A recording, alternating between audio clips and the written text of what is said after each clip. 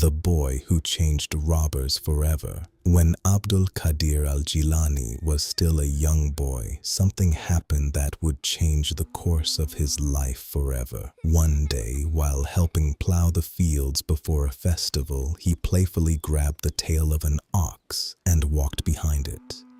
Then, a voice suddenly called out, "O Abdul Qadir, you were not created for this. This is not what Allah has destined for you." The words shook him to his core.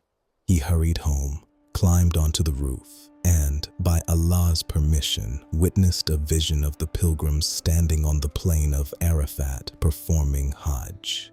He knew this was no ordinary moment. Turning to his mother, he said, "Mother, allow me to travel to Baghdad so I can seek knowledge and learn from the righteous." Though her heart was breaking, she agreed.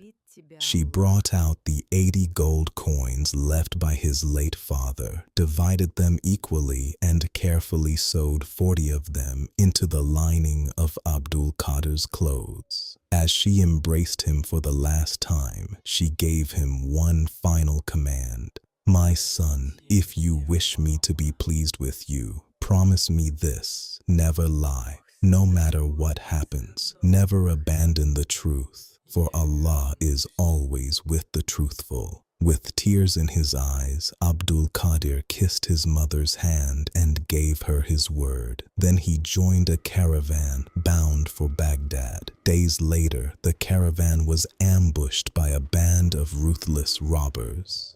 Panic erupted. Travelers cried out as their belongings were stripped away. One robber looked at the young boy and mocked him. "Tell me, little one, do you have anything worth taking?" Without hesitation, Abdul Qadir replied, "I have 40 gold coins." The robber burst into laughter and walked away, but the gang's leader had overheard the exchange. He summoned the boy. "What do you have?" he demanded. Calmly, Abdul Qadir repeated, 40 gold coins sewn inside my clothing." The leader ordered his men, "Cut open his garment." They did. Hidden inside were exactly 40 gold coins. The chief stared at the boy in disbelief. "Why would you tell us? You could have saved your wealth." The young Abdul Qadir answered with complete certainty, "Before I left home, I promised my mother that I would never lie. How could I betray that promise for the sake of 40 gold coins?" Silence fell.